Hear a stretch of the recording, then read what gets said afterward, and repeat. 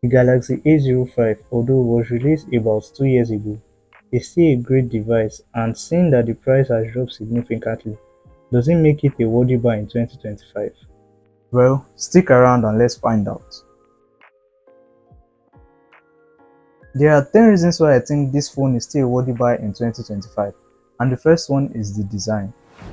It has a very cool design and it still maintains that premium Samsung look and vibe. It has a plastic design all round, and although you may say plastic is cheap, it actually feels premium and comfortable when handheld. The only downside about this design is its glossy finish and its lack of a fingerprint sensor, which actually sucks. This device comes with all the ports and IOs you need, including the 3.5mm audio jack located at the bottom side of the device, which you can use to listen to your favorite track with the aid of a wired headphone. The display of this phone is another reason for you to consider this device. It's a 6.67 720 by 1600 PLS LCD display. Although 720p, it still delivers rich colors. It's vibrant, colorful, and watching content on this display is so immersive. Although it has huge bezels, but we can't really complain. It's a budget phone and from Samsung, so yeah. Now let's talk about the performance of this device. It uses the MediaTek Helio G85 chip, a very old, popular, and powerful chipset for this price point. The performance of this phone wouldn't blow you away, but it can actually handle all your day-to-day tasks and even some slight gaming at medium graphics just fine. And speaking of gaming, I tested games like Delta Force, Bloodstrike, and they all ran well with no lag. The chipset on this phone also does well at retaining apps at the background, and it is backed up by the RAM. My variant here is the 4GB 64GB variant. While you may say 64GB is too small, it actually has room for expandable storage, which you don't even find on most budget phones nowadays, so I think it's a plus. This device runs on Android 14 and One UI 6.1, and One UI 6.1 is a really great skin, and when paired with Android 14, it delivers a smooth experience, and this device is likely to get 1 to 2 years of software updates, so you should be expecting Android 14 and even 15 on this device.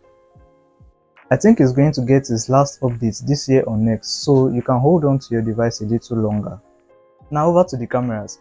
The cameras of this device was one of the best at its time when released, and it still doesn't disappoint till now.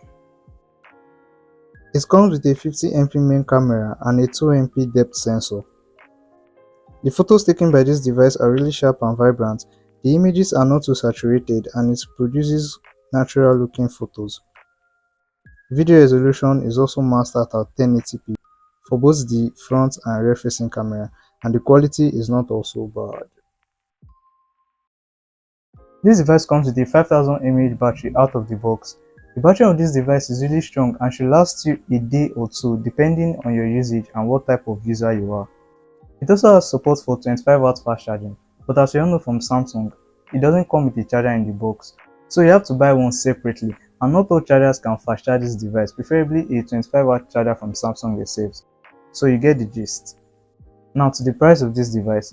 You can pick up the 4GB 64GB variant for about 120k, and if you want to get the 128GB variant, it costs about 150k. The only downside to this device is that it has an old Infinity U display with huge bezels. It lacks a fingerprint sensor, which sucks. The speaker is a mono speaker, and it also lacks some features like screen recording and the rest, which is really annoying. But apart from these little trade-offs, I think this device is still a great phone and still a worthy buy in 2025. Would you buy or use this device in 2025? Let me know your thoughts in the comment section down below, and if you got any value from this video, ensure to smash that like button, share and subscribe, and also ring that notification bell icon so you will know when other videos like this one drops next. And as always, thanks for watching, and I will catch you guys in the next one. Peace. Signing out.